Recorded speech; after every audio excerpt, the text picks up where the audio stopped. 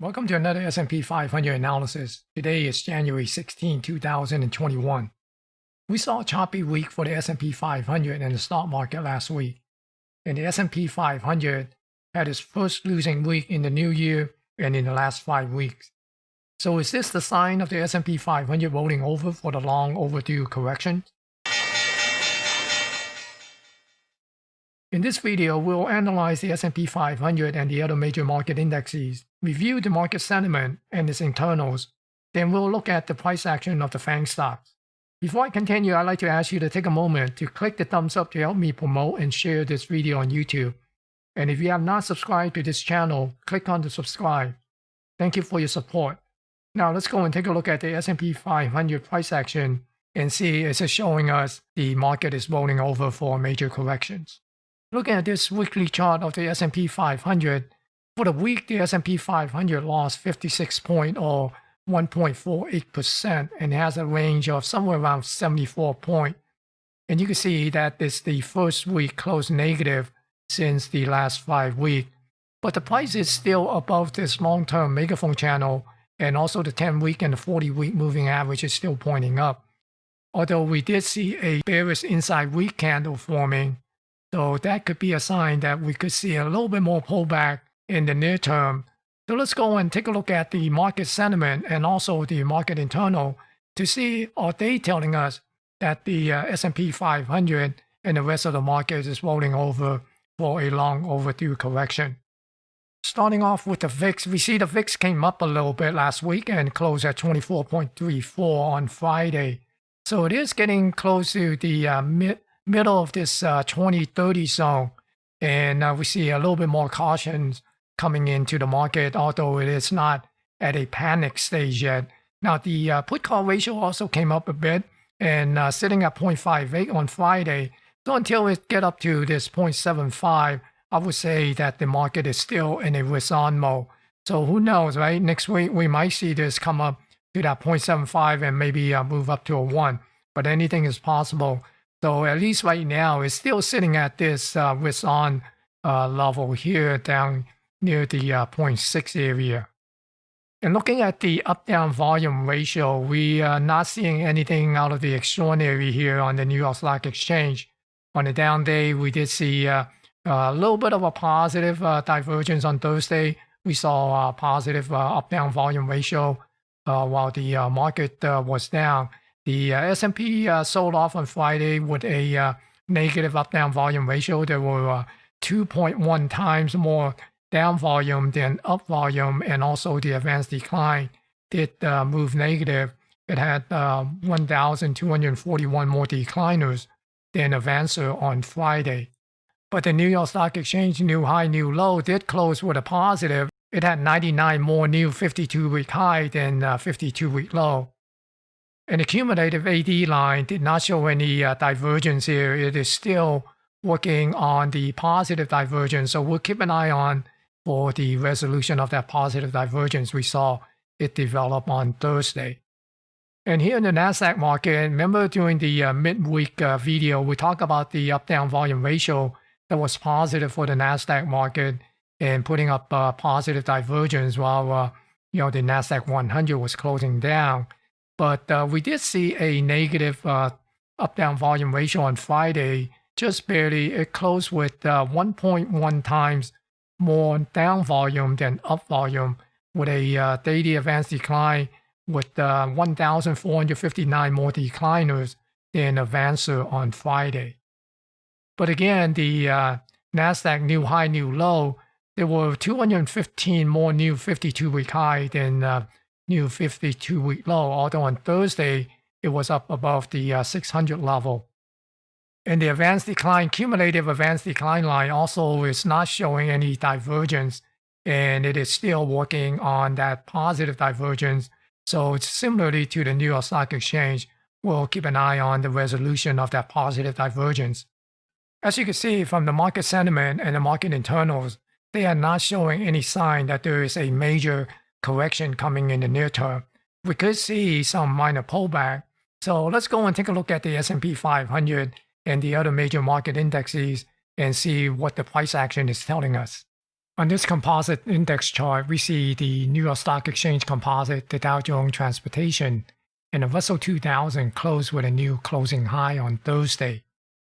But the Dow Jones Industrial, the S&P 500, the NASDAQ 100, and the NASDAQ Composite did not close with a new high last Thursday. The last time that it closed with a new closing high was on the first Friday of 2021 on January the 8th.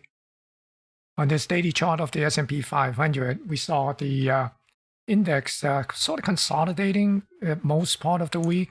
And then on Friday, we saw some selling came in and it dropped at 27.3%. So in the coming week, if it's continue to pull back, we're still going to keep an eye on this 37.20. If it come down at this level, I'd be watching for a possibility of looking at price action to play on a bounce and get back on the long side. Otherwise, if it dip below that and the price action, say it's got a little bit more further downside to go, then I'd be watching for this level down here near the 36.46 area for the possibility of the test of support, essentially this pivot high here. We've been talking about these levels for the last few weeks, so these are still pretty critical support level to keep an eye on.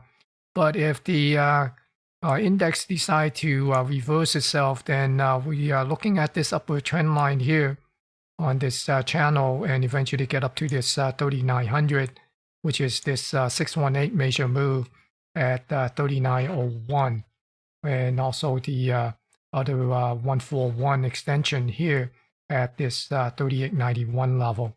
So those are the critical level to keep an eye on for the upside and for the downside in the coming week. And looking at the daily NASDAQ 100 chart here, you can see it also basically had a little bit of a choppy week and essentially just kind of consolidating. And right now, if it continue to pull back, we still be watching this 12,439 as potential support.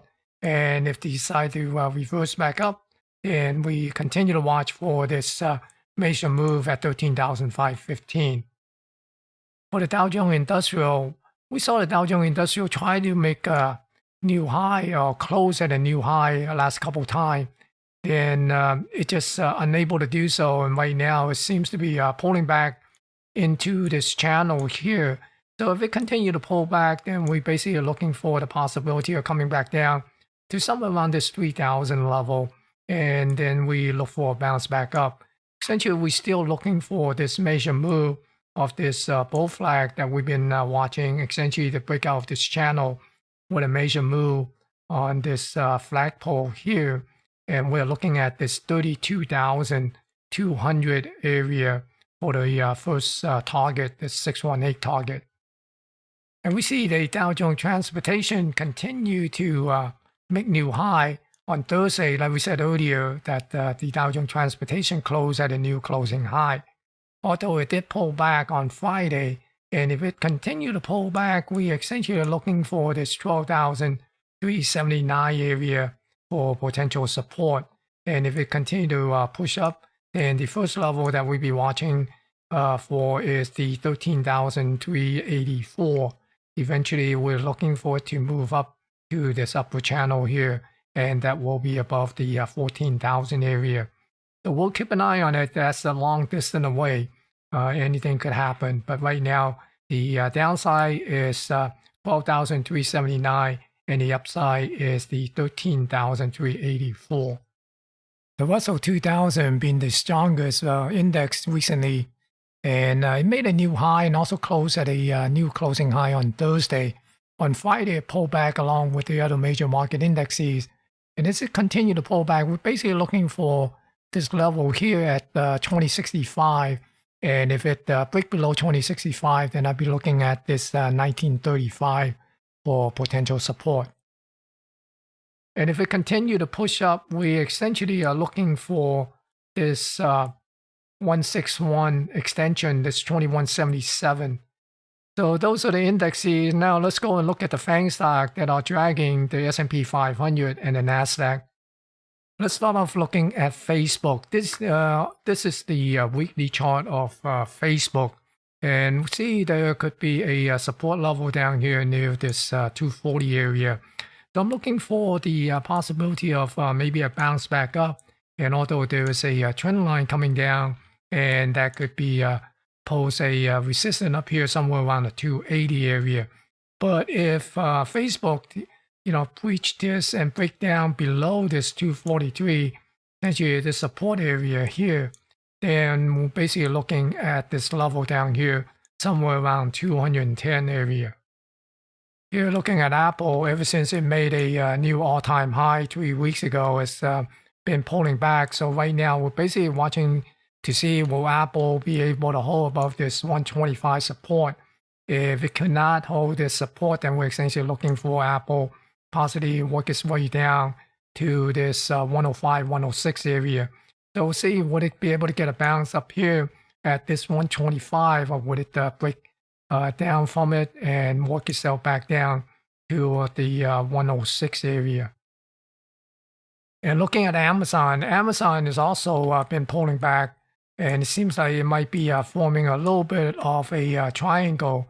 So once again, we're basically looking for a possibility of maybe somewhere around getting close to that 3,400 area if it break back above this triangle descending trend line. And if it breaks down, then we're essentially looking for this level down here, somewhere around the 2,900 area.